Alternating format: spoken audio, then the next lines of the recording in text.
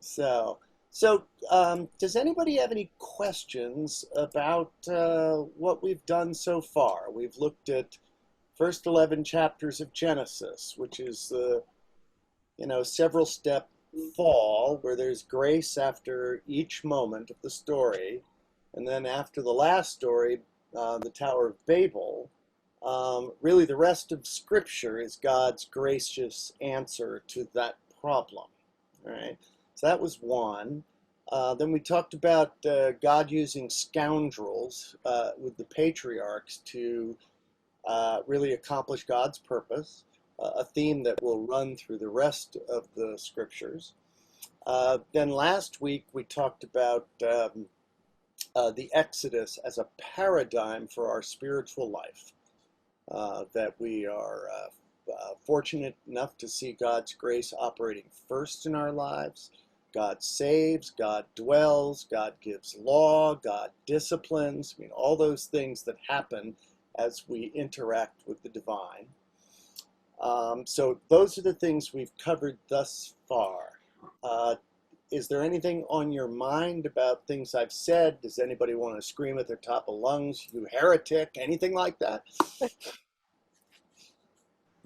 Uh, any other questions, things on your mind about it? How about this question of the Exodus being the paradigm of our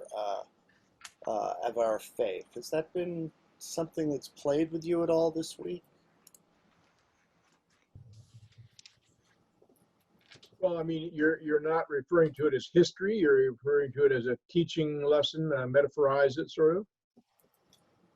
Yeah, I would say that uh, most scholars, but by which I mean mainstream scholars, would suggest to you that up until we get to King Saul, all of the stories have mythic basis. That the mainstream of scholarship would suggest to you that they are not historical in character, that they were in fact put together.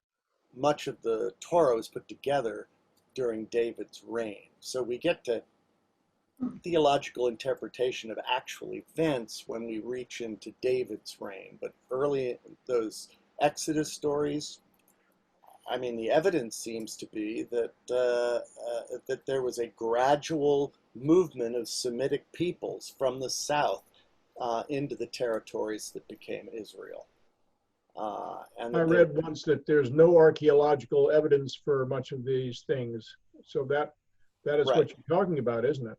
Right. Yeah. There's not our evidence for it now. That can shake some people's faith. It's as though one could say, well, the scriptures aren't accurate, and so why would we pay attention to them? I'm not entirely worried about whether the scriptures are historically accurate because I don't think they were ever intended for that.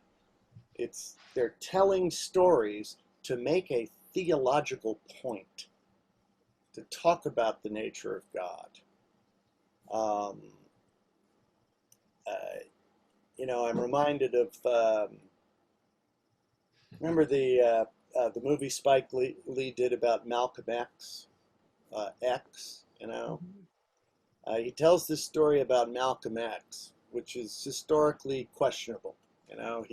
He emphasized some things, de-emphasized others, and at the very end of the movie, the last scene, gorgeous. Okay, uh, these elementary school students, one after the other, stood up and said, I'm Malcolm X, sat down, stood up and said, I'm Malcolm X, sat down.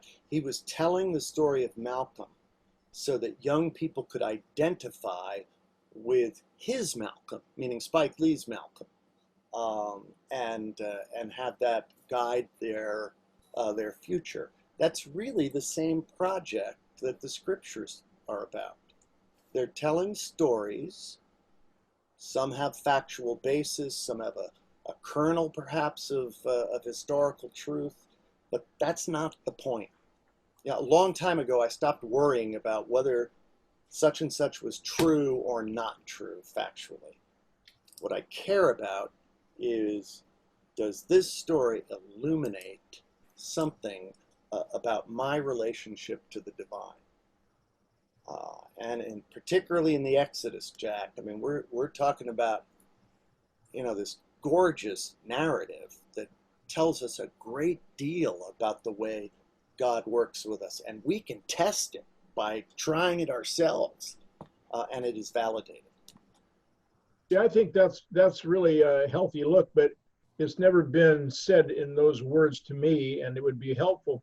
I mean, I have a friend who says, "Oh yeah, yeah, Christianity. Oh yeah, the Old Testament.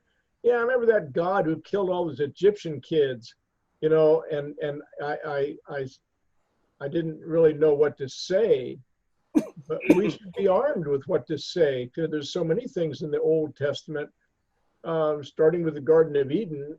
Uh, on that, I know what to say. I said, this is a myth. It's pre-scientific. We can't use the Bible for its textbook. It's a very ancient people's way of describing beginnings. But, nobody takes it literally, I don't think. But other than that, I don't know what to say. So that's helpful to me. Well, and I think we're actually going to get into this question when we talk about Joshua and the clearing out of the promised land. Not very pretty. Not pretty at all. And so, yeah, how do we talk to people about the value of scriptures when there are things in it that give us pause? You know, and so we'll talk about that in a minute, because they were written a long time ago when people thought very differently from us. All of Uh, it, all of it, of course, is providential causation too. And we're not there in the 21st century necessarily. We've got a lot of other theories of causation to supply with and say this is what they were really thinking, but they couldn't say because they had not conceptualized that people do things for money, they do things for status, they do things for all sorts of reasons other than just God made them do it. Yeah, and they did have some of that. And remember what I said last week? For me, it's always two sides of the coin. I can give you a natural explanation for things that happen in history, and I can suggest that somehow the hand of the Creator is on those events as well. And those two things are not, they are different perspectives on the same issue and the same question. And that is a matter of faith. That's me believing that the Creator, who I refer to as the evolutionary impulse or the creative urgency or love, all right, that the Creator is about something and doing it in such a way that it's not like, well, I mean, I guess uh, maybe the plainest way to say this is I don't believe there is any such thing as a miracle. That is to say, God reaching into creation and breaking creation's rules. All right? Having said that, the other thing I can say is that everything is a miracle. If it's the activity of God, all right? So I'm holding those two things in tension and saying that I clearly see God's work and I see it in Scripture. But that said, there are always other explanations, and it's to me never an either or, it's a both and. And we hold those things in faith in our hearts.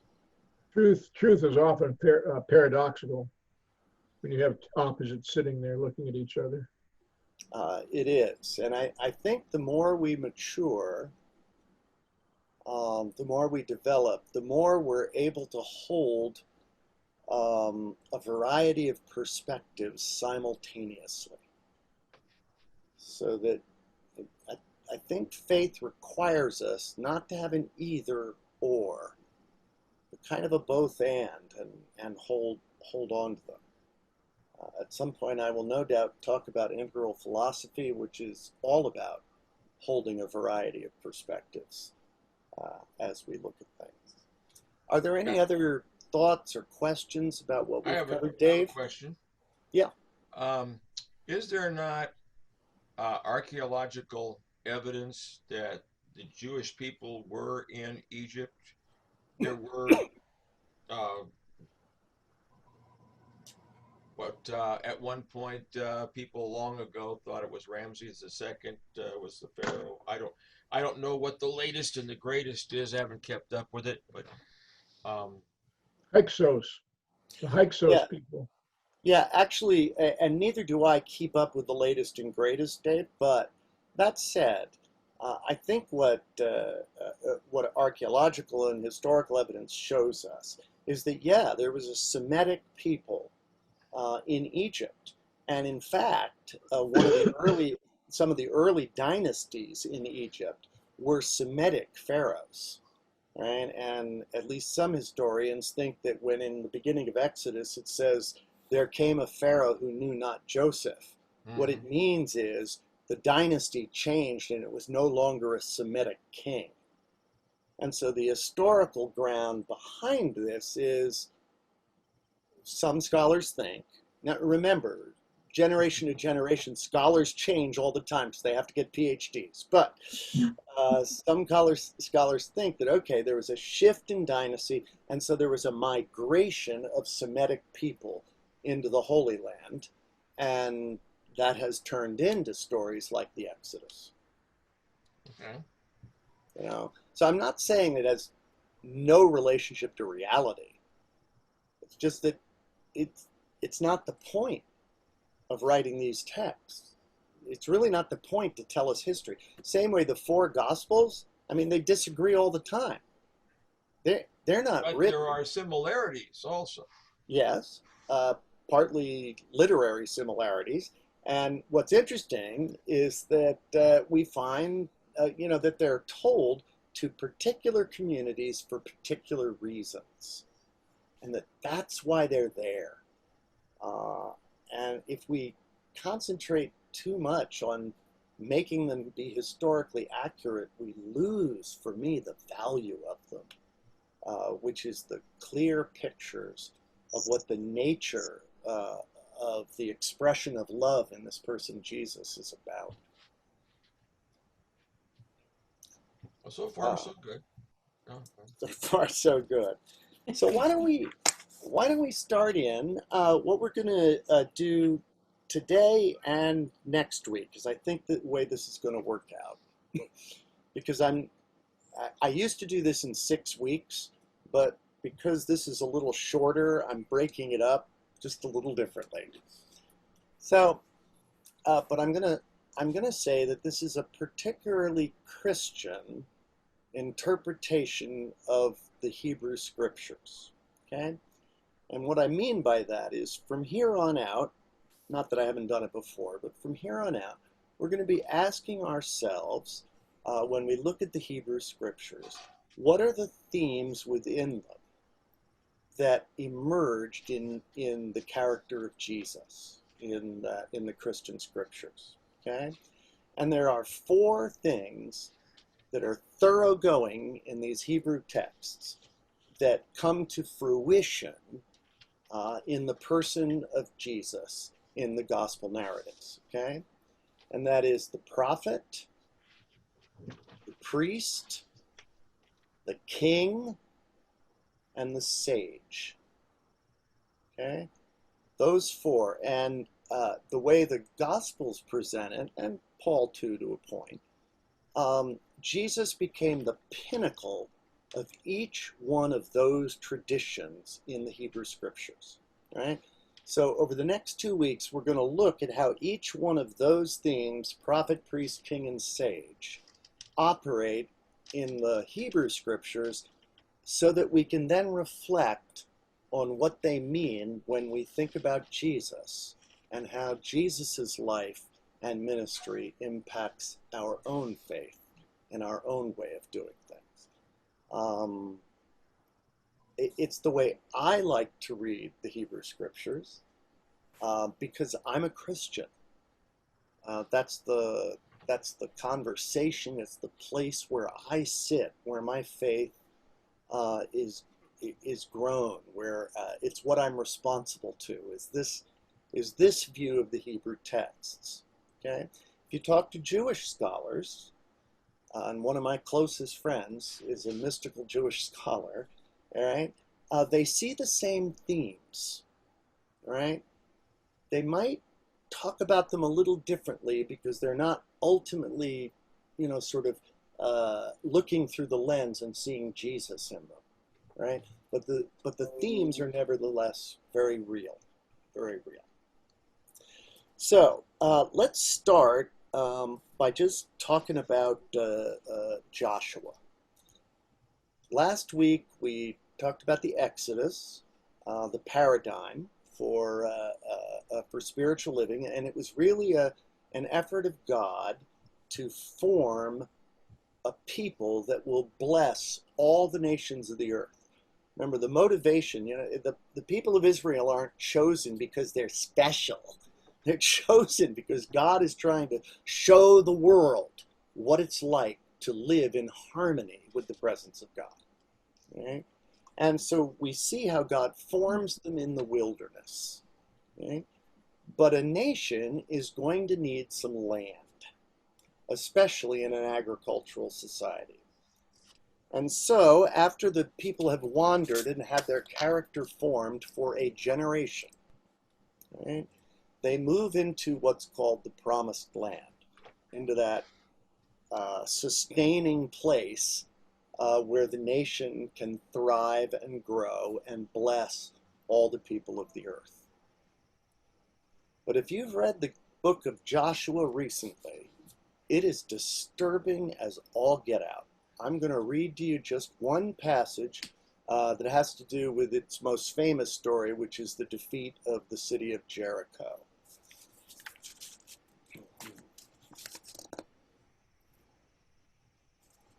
And at the seventh time, when the priests had blown the trumpets, Joshua said to the people, "Shout, for the Lord has given you the city, and the city and all that is within it shall be devoted to the Lord for destruction. Only Rahab the harlot and all who are in her house shall live, because she hid the messengers that were sent.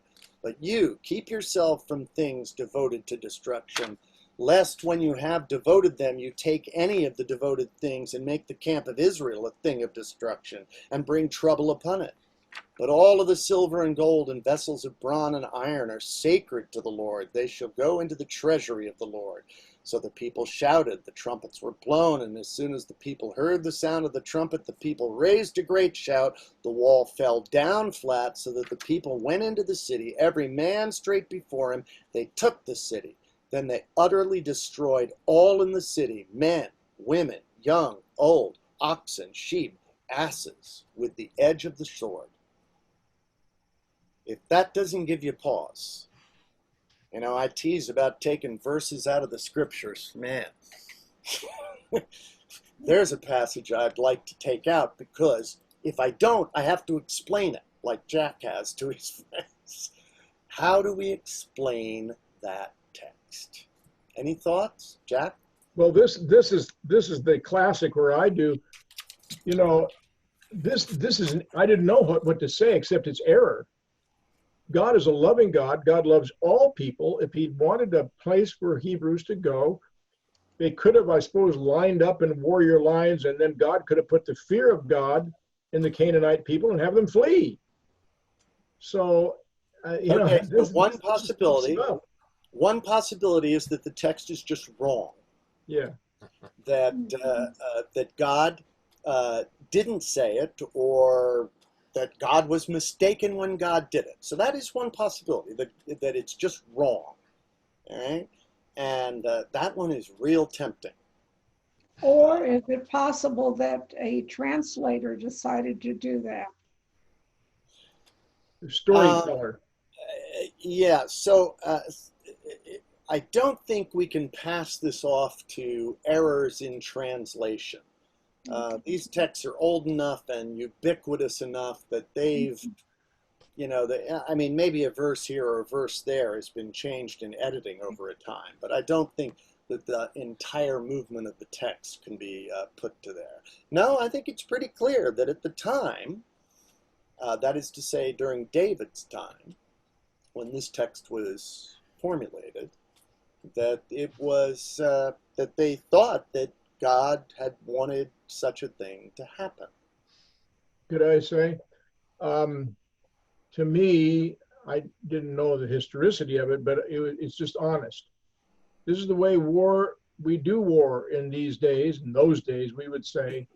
And we're going to write it down, but it's good because God is with us. We're the chosen people, and he approves it. And it was a he then, and he was a war god. Mhm.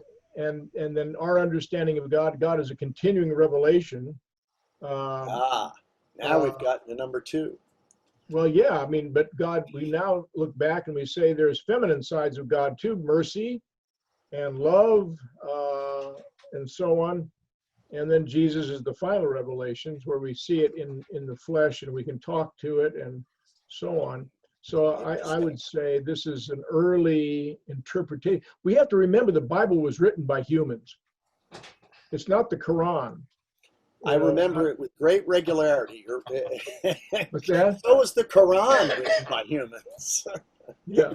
So it's written by humans. So someone writes down the history, but justifies it, explains it, puts it into a context where it's good instead of bad. Yeah, so it's hard for me to think that this is good in any way, shape, or form, but you're really onto something for the second idea. One idea is it's just wrong and we should reject it. And I would say that most secular humanists take that point of view. Right? And I would say that there are quite a number of, I'll say, liberal Christians that take that point of view.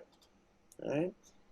My difficulty with that point of view is that it makes me the judge of Scripture. All right? It makes me the judge over God's Word. And as impressive as I think I am, that's the problem. I'm a little nervous taking that role. All right? So I move away from it. It's why I don't reject the end of the first chapter of Romans when it denigrates same-sex relationships. I don't want to toss it.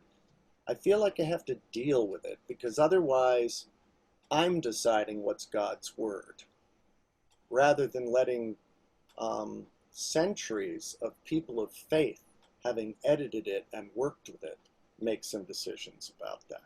All right? So one idea is to throw it out, and many people take that as an idea. Thomas Jefferson took that one. He's famous for having written a New Testament where he basically edited out all the stuff he didn't like. Okay? So, and it's pretty well done. I mean, he was showing himself to be an open-hearted humanist. I mean, it's really quite lovely the way he did it. Second thing is what you brought up, though, Jack, is that things change and things develop. Right? I'm an evolutionary thinker. Everything I do when I think about history, when I think about society, when I think about religion, I see it as a developmental process. Everything from star systems to to viruses, to societies, to religion, to biblical texts, develop and evolve. What we have on our hands here is an old text written from within a worldview that was not so horrified by the kind of violence that was described here. Now, by the time we get to the Christian scriptures, or frankly, even by the time we get to Nehemiah, right, late in in the Hebrew scriptures, morally, we're not going to see the stories of Joshua as being right. So there's some development in our moral understanding, right? Some development in our ethics. We take and we understand the nature of a gracious God. We listen to God's law, and over time we come to understand things differently. So that now, or in Jesus' time, they would reject the devotion of the people of Jericho, the destruction of them, in the same way that now I would reject the notion that same-sex partners can't have a loving relationship. I see. It's something that we develop and understand, or that women are equal, especially in the eyes of God and in the reflection of God. And these are things that have developed over time. So from my point of view, we're listening to what God's about and recognizing that the writers are talking about it from within their worldview. I don't have to hold their worldview, but I am really interested in how they understood God and God's work in the world. You know? So what do I take that's, quote, good from Joshua? Well, if you look through the stories, and a friend of mine wrote a paper on this when I was in seminary, so I believe it, I think his first name was Todd, but I've forgotten. I really ought to give him more credit than this. But he wrote a paper where it seemed like God was insisting that in Israel proper, everything be destroyed and devoted. But the further you got out to the edges of the national boundary, well, then you didn't have to be so strict in your destruction. It's as though God wanted the nation of Israel, that land, to be pure, outside the influences of people that would draw the nation away from worshiping the true God. Right? That's how they seemed to see it when the text was written, that it was about purity and faithfulness to God. I can do purity and faithfulness to God, but I'm not going to do it by killing everybody. That's the worldview. The worldview is we do it by annihilation. Right? And the faith view is we're looking to make sure that our orientation towards the presence of God is pure, our listening is pure, and that we're not being drawn this way and that way. And the whole history of the nation of Israel in the Hebrew Scriptures is about how the nation struggled with exactly that. How pure are we going to be? How pure is our faith going to be?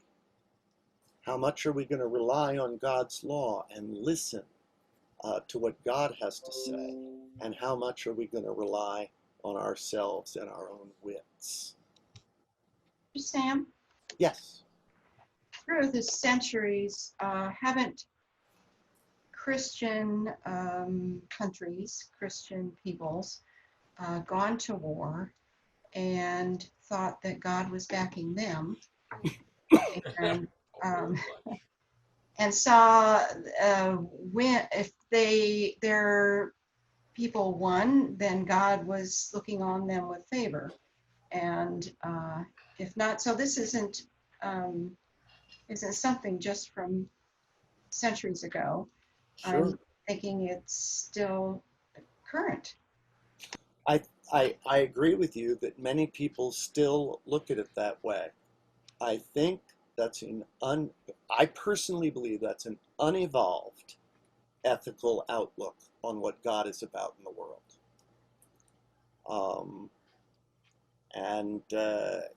That's how I'm reading the history of the Scriptures. I mean, because what we see development in the Scriptures over time. So we're talking now about Joshua, the stories of which were pulled together probably in David's reign, maybe a little later than that, but in ancient Israel.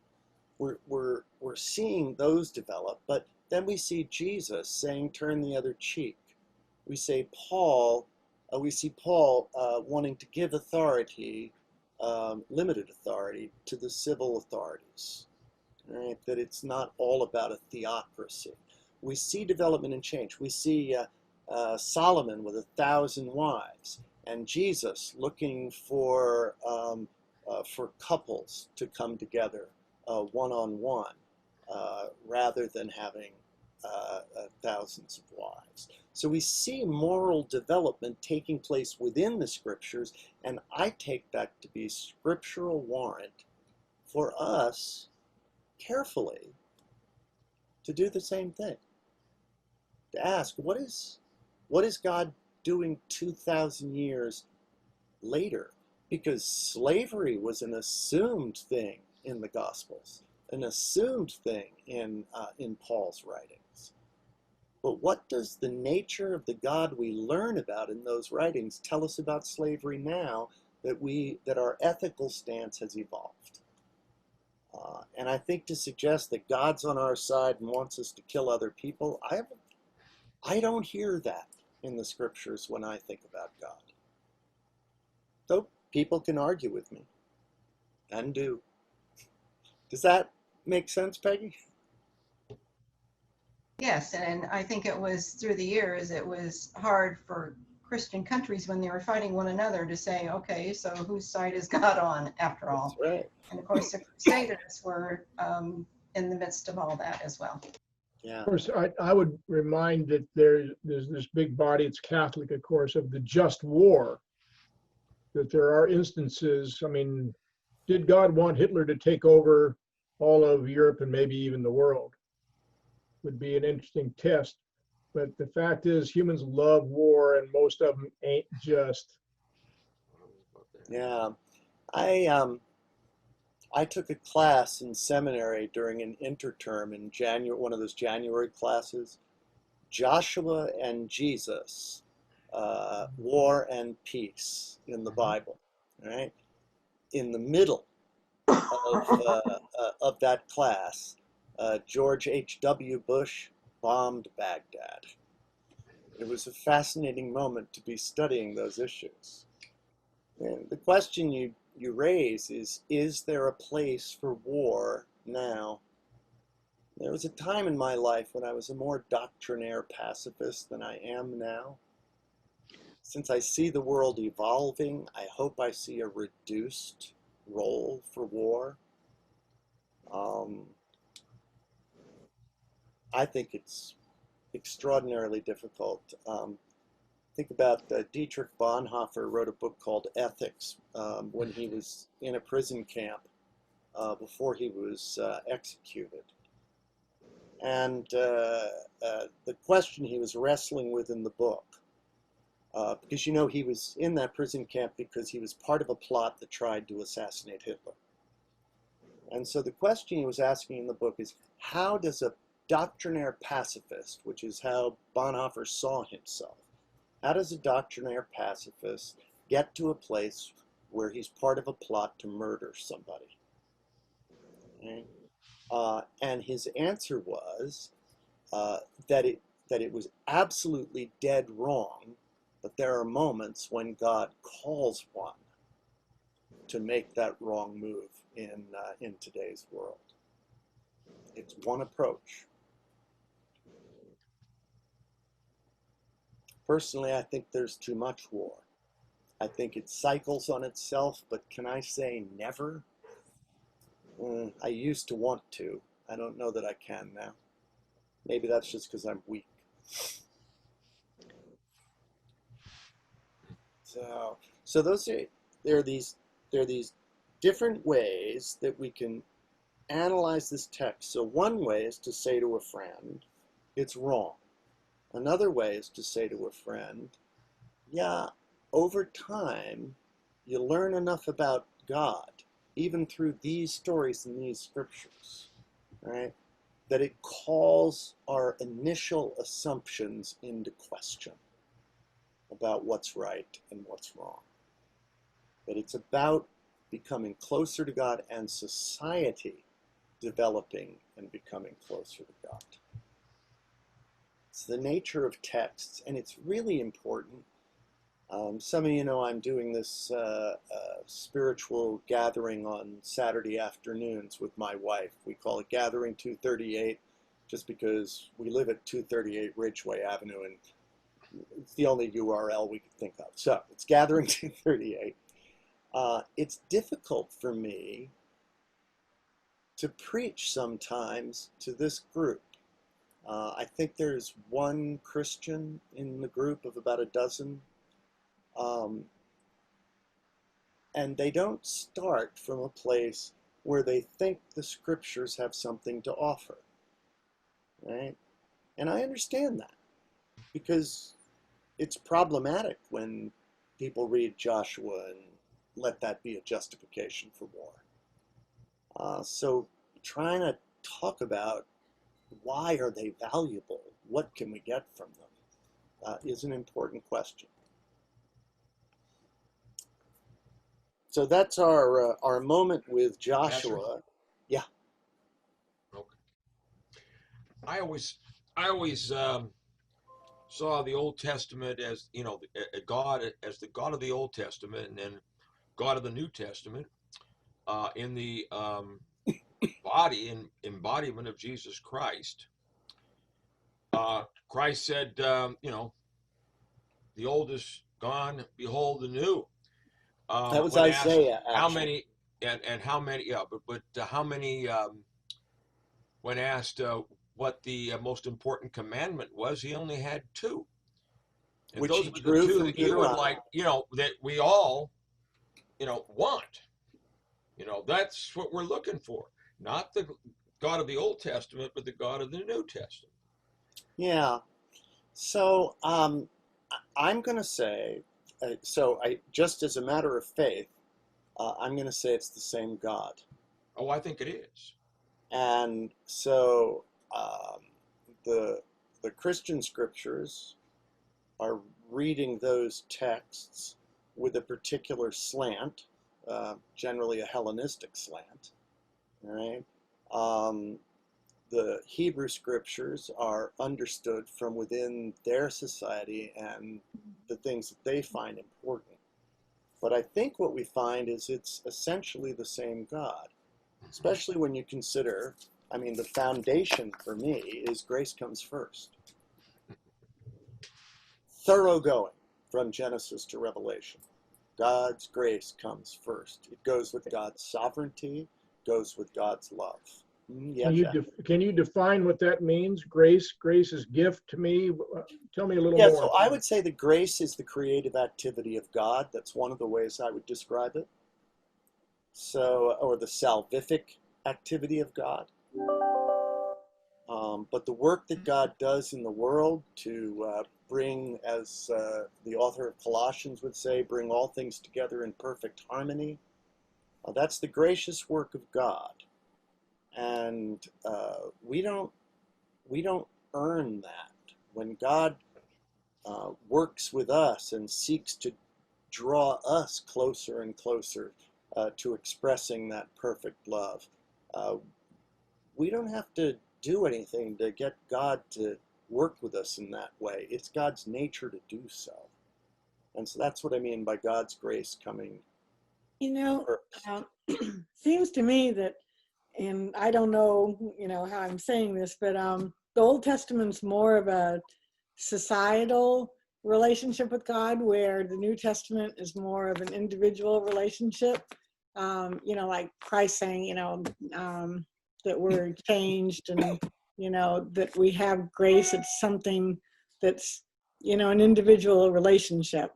And so if we're to be, really a society, it's really tough to see that these days. It's like, I'm thinking of war. It's like, it seems like there's these mini wars. I mean, you name it, whether it's a gang or it's just hatred that's, between people Sure. or country or, politics or whatever. We're just, it seems like we're really separated at this point, but all this individualism has, some people look to God, but a lot of people don't. And Yeah. how do you ever get a whole people to follow, what God might want us to do? It seems pretty challenging. I would suggest that individualistic interpretation of the Christian scriptures has more to do with modernism and the Enlightenment than it has to do with the scriptures themselves. I think if you read the Christian scriptures, while the Greco-Roman world is more interested to some degree than in the individual, it is society. I mean, it's the whole church, it's the whole community. The Apostle Paul is forever trying to understand what the community of Israel is going to do, how God works with them. In the Revelation of John, it's how is God going to bring the whole world, the whole community into harmony with God's work and effort. Um, Jesus is the Messiah of what? The entire nation. I mean, so I think, while I don't 100% disagree with your observation, I think a lot of that individualistic take has to do with the Enlightenment and a little bit less. Because anytime you're reading a Semitic text, you're reading about groups of people, not individuals. Individuals seen in light of the group. Does that make sense? Yeah. And then I look at the screen and it's like, how individual are we now? You know, we're all in little boxes. Oh, that's I don't funny. know. I see a collage where you see boxes. Like everything together. You know, and actually, it's true. We're physically separate, but one of the things that I've found encouraging and fun about this group is your interest in being together and exploring together. It's not that it doesn't happen anywhere else or in any other church. I'm not suggesting that. But there's I've said this from the moment I got here, there's a quality to it that's real. It's a group of people that are wrestling with what's right and what's wrong in this church. And I'm already seeing people disagree and not split the church because of it, which happens to be relatively rare in this world, wouldn't you say? And what I'm saying by that is that there is a communal focus that I think comes through the text and comes through our faith. But modernism certainly has made it atomistic. And that's if we're worried about whether or not my soul is going to go to heaven. You know, if that's the problem that I'm told I have to worry about, well, now I do think of myself as an individual. But I don't see a lot of evidence that the texts of Scripture are obsessed with that particular question in the way that, traditional Christians have been. Keep going. I'll keep Go going. to heaven. I want to go to heaven. Well, you know, as my father says, heaven, that's up there, right? Uh-oh, in 12 hours, that means it's down there. What? You know, we know it's not up there. right. So, and you know, we don't have and seriously, the concept of heaven didn't even come into the Scriptures until towards the end of the formation of the Hebrew canon. So it's not like a foundational concept. It's from my point of view, it's another metaphor to understand what God is about and how God is faithful to our lives. It's also something that suggests that the real value of our lives is not necessarily the biological existence that we have, but that there's something real about our character that's expressive of this powerful creative force. Pastor, you should be cautious. I gave a sermon once and where I suggested that I'm okay with heaven and hell traditionally, but I'm also observing that this life can be hell. And I observe the people's actions do it. And I, as a teacher, I watched it for 33 years. Kids are just doing stuff. I just want to say, stop it. You're going to kill yourself. And likewise, heaven can be right here on earth, although quite brief. Yeah, I would that God would get to work on that. So, but yeah. So yeah, heaven and hell could also be described as a time separated from the presence of God and time communing with the presence of God. I'm not suggesting that those things aren't true. I'm suggesting that places, those were ideas that that maybe don't fit our worldview, is I guess what I'm trying to say. So let's move forward then from Judges and from Joshua and move into the Judges. Now the Judges is it's a great book. It's got some truly disgusting stories, and some fun stories. But the basic plot goes something like this. We have these 12 tribes that come into the promised land. God has given it to them. God has cleared the land of bad influences. But there are various enemies that arise and begin to attack.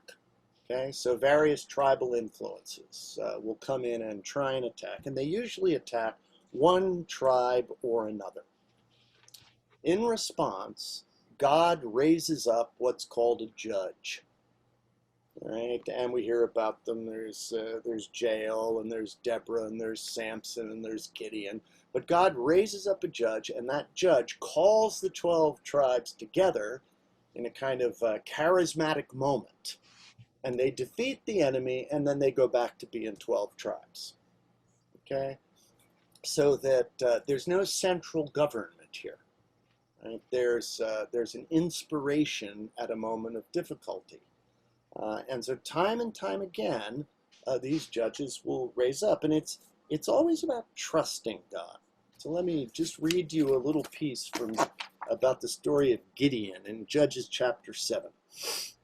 The Lord said to Gideon, "The people with you are too many for me to give the Midianites into your hand, lest Israel vaunt themselves against me, saying, 'My own hand has delivered me.'" Okay, so the Midianites have come to attack the people of the 12 tribes, and Gideon's been called up by God as this leader that's going to draw the tribes together for a time. And Gideon has pulled together this group of people, and God says, "Okay, you got too many people, all right? Because now, if you defeat the Midianites, you're going to think you did it on your own power instead of mine." And Judges is all about trust me, God, and don't trust yourselves. Okay. So he goes on to say, "Now therefore proclaim in the ears of these people, saying, 'Whoever is fearful and trembling, let him return home.'" Okay, and so there were 22,000 people, and apparently 12,000 of them decided to go home because they were afraid they were outnumbered and in difficult straits.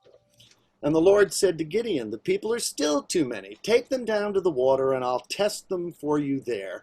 And he of whom I say to you, 'This man shall go with you,' shall go with you, and any of whom I say to you, 'This man shall not go with you,' shall not go." So Gideon brought the people down to the water, and the Lord said to Gideon, "Everyone that laps the water with his tongue as a dog laps, you shall set by himself over to one side. Likewise, anyone who kneels down to drink, you'll separate those out." And the number of those that lapped, putting their hands to their mouths, were 300 men, while all the rest of the people knelt down to drink. So what we have here is God tells the people to drink. 300 people said, "Okay," threw down their swords, drank as much water as they could, ignoring their safety, trusting God. The others, they knelt down. They were kind of sipping it, looking around. They were a little nervous. Okay, so you had these two groups, and the number of those that lapped, putting their hands to their mouths, were 300. The rest people knelt, and the Lord said to Gideon, "With the 300 men that lapped," in other words, with the 300 people that trusted me, "I'll take those with you, and I will deliver you and give the Midianites into your hand, and let all the others, every man, go to his own home." The judges are all about trusting God. Okay? And so story after story is about trusting in the presence of God. Samson is about whether or not they were going to trust God or trust in their own strength. Okay? And so these judges would come up one after the other every time there was an enemy that would come and seek to defeat them. Well, then the Philistines came up towards the end of the book of Judges. And the Philistines were a fearsome group. Now, apparently, the Philistines were a sea people who had reached the Iron Age and had superior weaponry. Okay? And the people became afraid. And they said to Samuel, who was the last judge, really, this business of trusting God to raise a leader, defeat somebody, and then go back to being ourselves without a central government, that's gotten old. It's not going to work with the Philistines. We want a king. We need a central government that will draw us together and have us be a nation, so that as a nation, we will be able to protect ourselves against this enemy, the Philistines. Okay? And we talked about the fact that it was during Saul and David's reign that the texts of Scripture were first brought together. All right? So they're looking backwards in David's reign, saying, well, this is the question that's being asked. Do we need a king or don't we need a king? And at first, Samuel really resists. Samuel prayed to the Lord, and the Lord said to Samuel, hearken to the voice of the people in all that they say to you, for they have not rejected you, but they have rejected me from being king over them. So the issue, from God's point of view, is, are they going to trust me to be the king, or do they want a human king? In the end, it goes back and forth, and in the end, God bends to the people's will. First, God warns them, has Samuel say, going to tax you, going to make things difficult for you. You don't want a king. You really would rather have me. But in the final analysis, God bends and says, okay, you can have a king. Now, Saul came up, had some real problems, and fairly quickly, David became the prototypical king. All right? Another word for the king was the Son of God. Right? It's an interesting little thing. So that when we refer to Jesus as the Son of God, remember prophet, priest, king, and sage? The king is the Son of God. This is an agricultural community. And so when we talk about the son, it has a particular character to it. And the best way I can describe it is by going to the novels of Jane Austen. Any Jane Austen fans here? Right? I love Jane Austen. Right? I know that people think that it's, just stories of romance and, women trying to figure out how to get the right guy or whatever. And I suppose at some level you could say that, but there's more to it. And that's because in an agricultural community, when you have agricultural estates, the character of the firstborn son determines the success of the estate. Right? So in Pride and Prejudice, Elizabeth meets Darcy when he's not at home, and she finds him kind of annoying. She thinks he's prideful and difficult and so on and so forth. And then she falls in love with him, and the reason she falls in love with him is she goes to Pemberley, his estate. He's not even there. She goes to Pemberley, and there's a wonderful passage where she talks about how beautiful it is and how the beauty of nature is so little counteracted by an awkward taste. And at that moment, she thought to be mistress of Pemberley would be something. Why? Because she realized that this is the way she would be treated by Darcy. That he did not counteract nature with an awkward taste. He didn't try to control and make things in his own image. Instead, he sought to enhance the beauty of nature, and she felt that that would be what would happen to her. It's why she fell for him. Right? This is in an agricultural community why the character of the son matters. And that's what Austen's novels are all about. And it's what the text of Scripture is all about in the history of the kings of Israel. The character of the Son of God determines the character of the nation.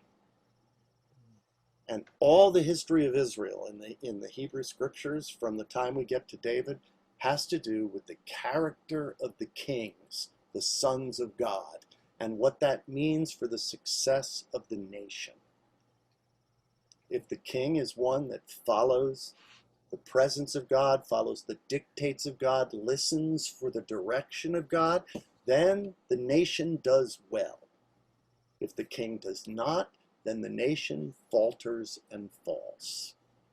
Okay? That's what the Son of God is about. Right? And later we'll talk about Jesus, who is the Son of God. All right? That firstborn of the nation, of that will bless all the families of the earth. It is Jesus's character that will carry this kingdom of heaven into the future. Just the way it's these kings all through the Hebrew scriptures that determine the fate of the nation. So we have David, who's the prototypical king, the one who, even though he's not perfect, listens to God, seeks the presence of God. And the nation of Israel does far better under his reign than it does really at any other time. Now, part of that is the mistake of history, right? I mean, when David was reigning over the nation of Israel, it was a moment when Egypt had sort of fallen apart and lost power, so it shrunk back to the south, right? And the kingdoms of the north also did not have a great deal of power, and they shrunk back. So there was kind of a vacuum in between, and David was able to take advantage of it. Right? But he was a faithful person, sought to follow God. He was God's chosen, and the nation did well. When he dies, there is a long narrative from 2 Samuel chapter 9 until 1 Kings chapter 2. It's called the succession narrative. It's an R-rated section of the Bible. I mean, there's betrayal, there's sexual infidelity, there's assassination. I mean, it's horrible. And God is virtually non-existent in this narrative over all those chapters, except for one little comment about what God thinks in the midst of this fight for succession after David dies. In 2 Samuel 12, verse 24. Then David consoled his wife Bathsheba and went in to her and lay with her, and she bore a son and named him Solomon. The Lord loved him. It's the only indication we get at this point of the story where this is going to go. Because after chapter after chapter, after all the horror, Solomon emerges as the heir to the throne of David. Okay? Once again, this is a story where God does not seem to be actively at work, but clearly, at the end of the day, God gets God's way. And I consider that hopeful. It's the only thing that makes me feel like, maybe the future has something to offer. Because God gets God's way. I wish that God would, go about it a little more quickly, but still, God gets God's way in the long haul. 13.82 billion years from the Big Bang to Shakespeare, God gets God's way. Succession narrative is very interesting as you see the history of human beings with all of their foibles unfold, and at the end, God gets God's way. But when Solomon dies, things fall apart. There are 12 tribes in Israel, and when Solomon dies, 10 of them become the northern kingdom, also referred to as Ephraim or Israel. Okay? And 2 of them are the southern kingdom, and that's where Jerusalem is. Okay? And over the next 1,000 years, there is a movement in both of those kingdoms where the Son of God or the sons of God are either faithful or they're not. And it impacts what happens to their nation. Okay? When a king is unfaithful, we have a new theme that comes up in the texts of the Hebrew scriptures. And that's the theme of the prophet. So the king is the son of God. That person's character has to do with the future and success of the nation. When that king goes off base, the prophet comes and speaks a word for God. Now, sometimes we think of prophets as those that predict the future. Not really the point. It's not that they don't suggest something's going to happen, but they're there to tell the king when the king is off base. All right? So when Ahab marries Jezebel, Ahab, son of Omri, began to reign over Israel, and Ahab, son of Omri, reigned over Israel and Samaria for 22 years. That's the northern kingdom. And he did evil in the sight of the Lord, more than all that went before him. So more than all the other kings, he did horribly. And it was as if it had been a light thing for him to walk in the sins of Jeroboam, the son, another bad king. He took a wife for himself, Jezebel, right? And he went and served the Baals. Okay, what are the Baals? The Baal gods had to do with sympathetic magic. Right? So rather than trusting God to produce the weather and produce the crops that would make the nation successful, right, they sought to control nature.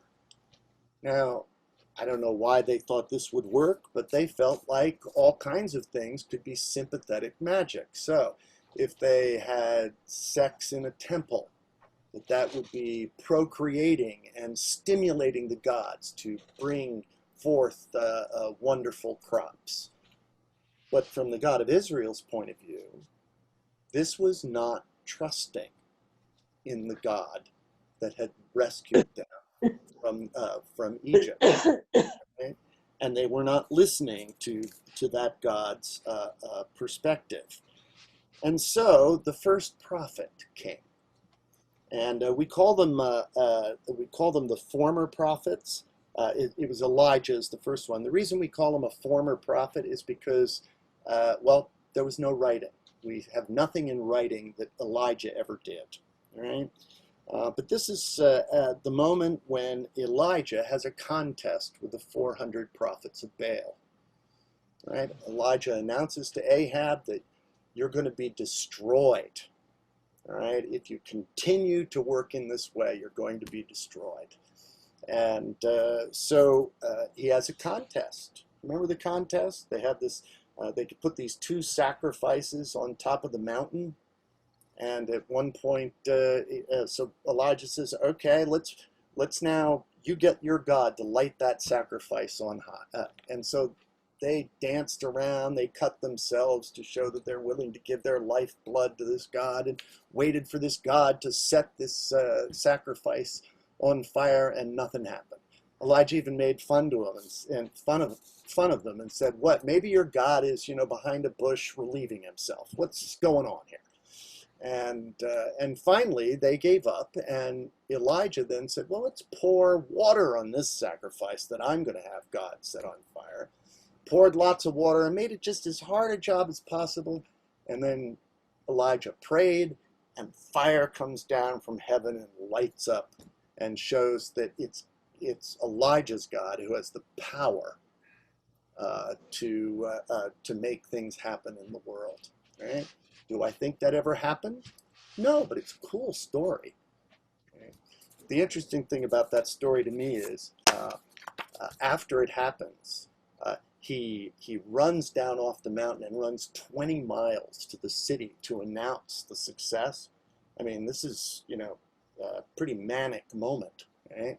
And then Jezebel basically puts out a contract on him, so he runs away and hides and says, "Oh, woe is me." I mean, one feels like God is using somebody with a bipolar disorder. It goes from this incredible high to this incredible low. But the prophet is speaking for God, and the prophets always speak for God. That's what they do in the Hebrew Scriptures. Right? They're not really about predicting the future. They're about telling the king when the king is off base.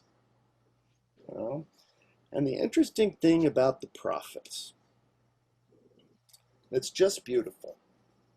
Because they're announcing to the king that the king is off base and therefore the nation of Israel will not do well, right?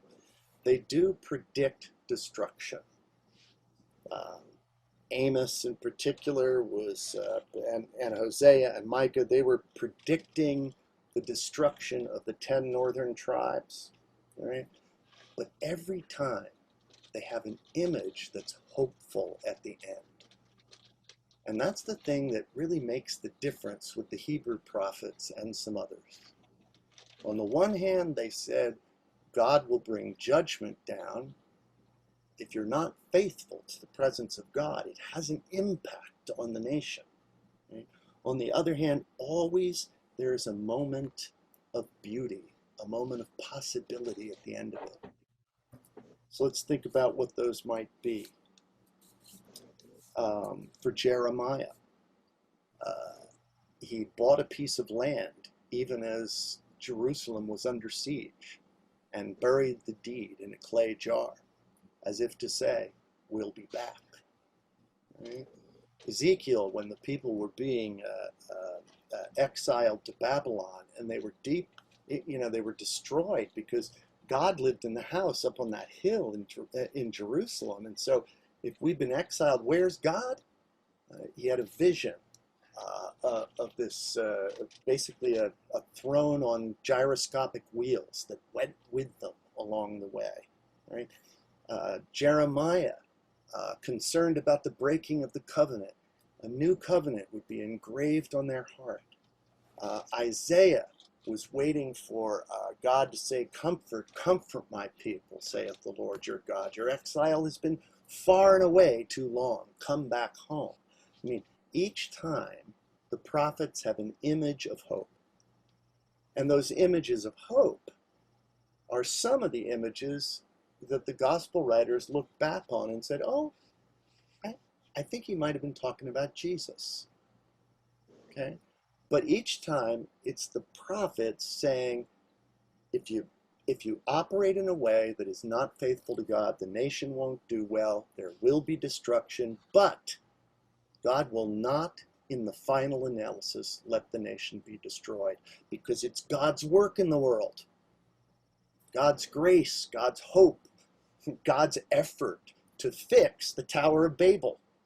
It's a long book. It's going to take a long time. But that's how the prophets operate. So that's the king and the prophet throughout the Hebrew scriptures. The king, faithful or not, seeking to be the character of the successful nation that will bless all the nations of the earth, and the prophet speaking for God at key moments, trying to draw the people and draw the king back into faithfulness with God. So those are our two themes. What did that bring up for you?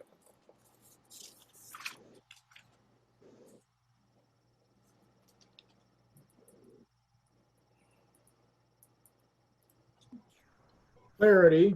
It's always good to take a flight over and look quickly and be reminded of texts that we all have read many times or heard many times and put it into context.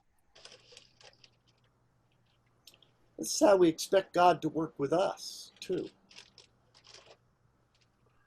You know, when we're faithful, when we are connected, when we are expressing the love of God, that's when creation moves forward beautifully. And when we are not, we need to be listening for a word to come to us and set things straight. Of course, you do have to ask, what does it mean for things to go well? But that's the story that the nation tells.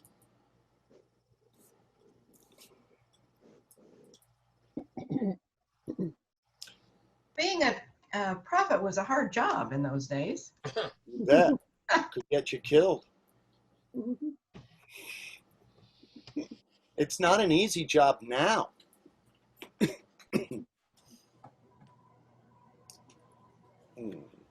Who are the prophets we hear now? Isaiah, mostly.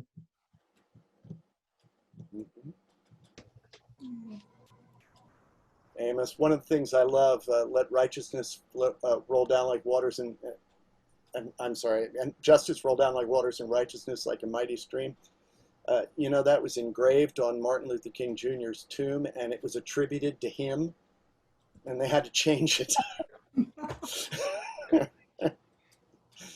King didn't think it was his, you understand? But other people thought it was. I read a biography about the Dalai Lama, and he is very inspirational. Mm-hmm.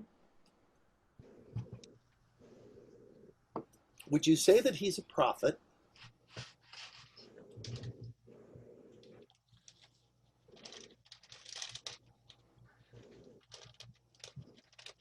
I don't know that I would call him a prophet. Is he speaking? Is God speaking through him? Perhaps God's using him in ways. I don't know that he would call himself a prophet.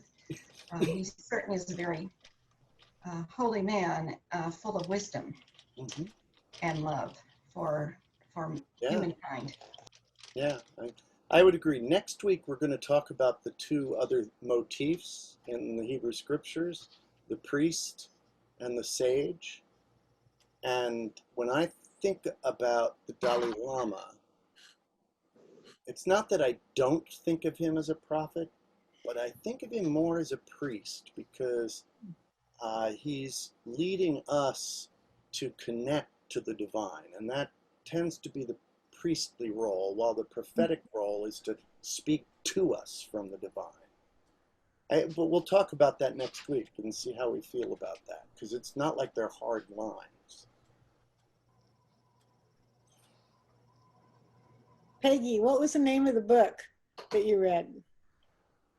Do you remember? I'll have to get it back to you.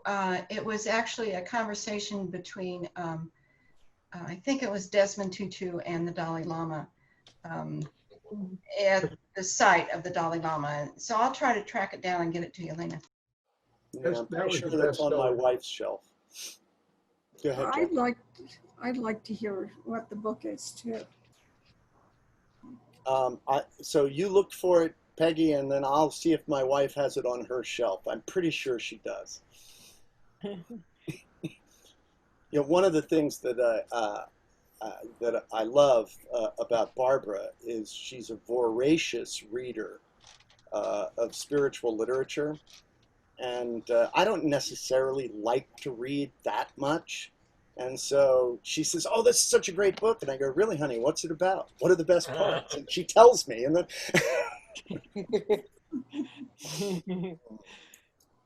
Pastor, I've got to go. okay. I found this very interesting, enlightening. Goodbye, everybody. Phyllis, good to see you. Hi. I didn't know that Phyllis has been a Wednesday Bible studier for years and years and years, and with her husband before he passed. Yeah. So it's nice to see Phyllis back again. Phyllis, I'm glad you're with us. Thank you. Take care, Jack. Sure. Yeah. Yeah. Anybody have anything else? Anything you wonder? I didn't really talk a lot about the prediction of future part of being a prophet. Partly because I just don't think that's what it was about. And we will talk about it more when we talk about Jesus and the prophetic sayings that seem to point to Jesus. We'll ask ourselves, was the prophet predicting Jesus, or was the prophet talking about the nature of God's movement in history? And then the disciples looked at it and said, that resonates with Jesus. Which of those two might it be?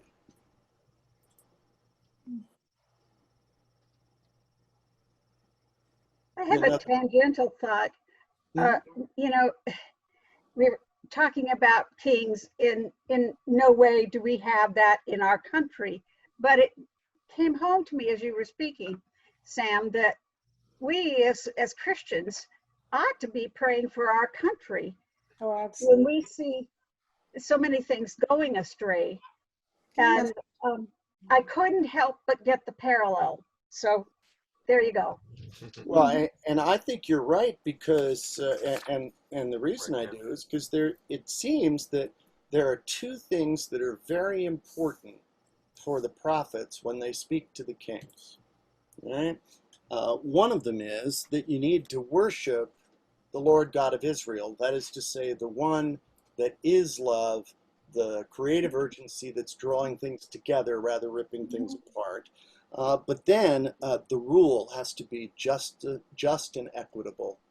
The prophets are really interested in social justice and whether or not the whole society can thrive.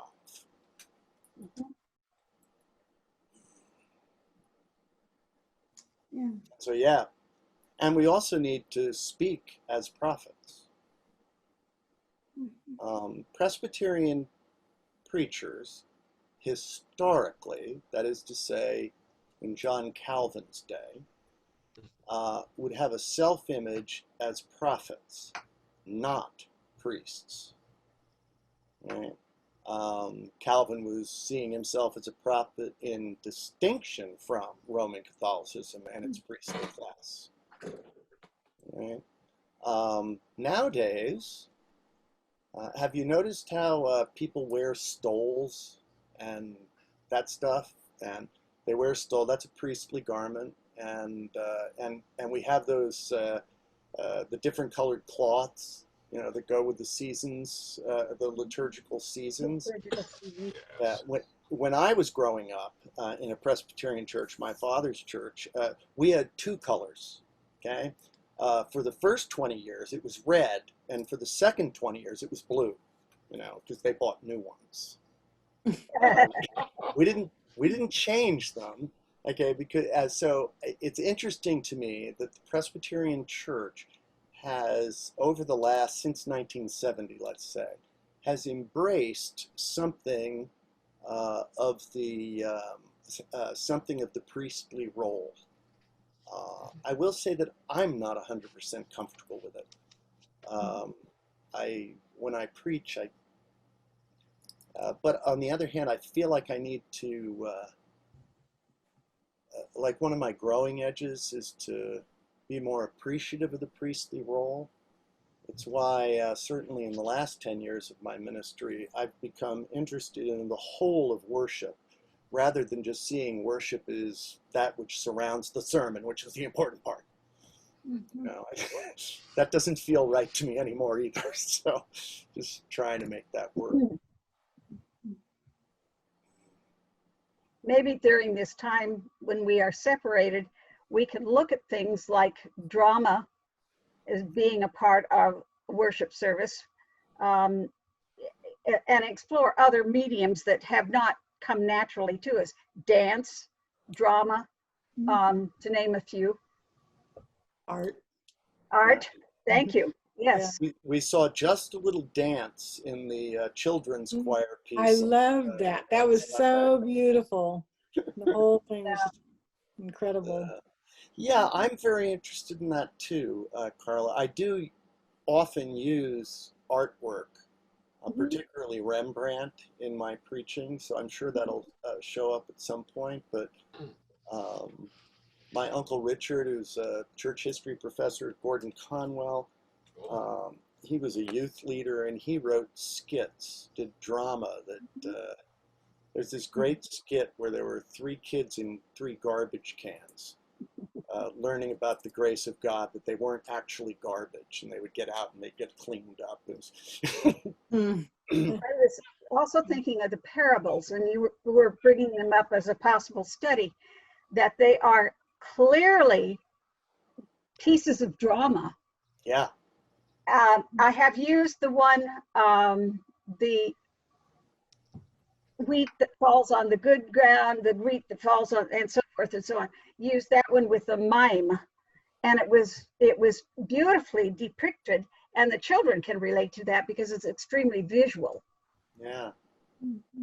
Something else, Sunday you talked about your dreams, and I've been curious about dreams in the Bible, people that had dreams, and some of the imagery, what the dreams meant Sure. how they come together. That's kind of an interesting topic. It's another, dimension is. of art in a sense. It is. If you ever try to draw something that's a dream in the Bible, it's really difficult. They have some pretty strange characters in them. Yes, they do. Yeah, whether we can hear God in our dreams is a fascinating question. Yeah. I think But we okay, yeah. Oh, go on. I think if we are open to it, that we do. But we have to think about it afterwards to see what the message is. Yeah. So one of the reasons I am so tied to the scriptures, as I've said to you over and over again, is because they provide the context for me to understand and listen to drama and poetry and art and other messages. So that, I can take in something and I ask myself, does that resonate with the God I know in the scriptures? Or doesn't it? It gives me an opportunity to hear in new ways, but at the same time, to know the difference between things that are going to lead me a wrong way and things that are going to lead me a right way. So that, drama to me and literature, I put them in conversation with the scriptures. I think the danger in that, and I'm trying to remember the name of the book, L'Abri. It's a book that came out many, many, many years ago, probably 40 years ago. And if we get stuck, if we worship the art, and it's the divine purpose behind that art is what we should be looking to, and the art is a medium for revelation of it. Yeah, and it's interesting because, of course, what Karl Barth, the tremendous theologian of the 20th century, would say is that art constitutes graven images. But if we're trying to, I mean, it's interesting. They put away the stained glass windows in the cathedral in Basel during the Second World War so they wouldn't get destroyed. And Barth tried to argue not to put them back because they were graven images. I think that's carrying it way too far. Right. Yeah. But at the same time, being aware that it's a human propensity to try and bottle God up in an image.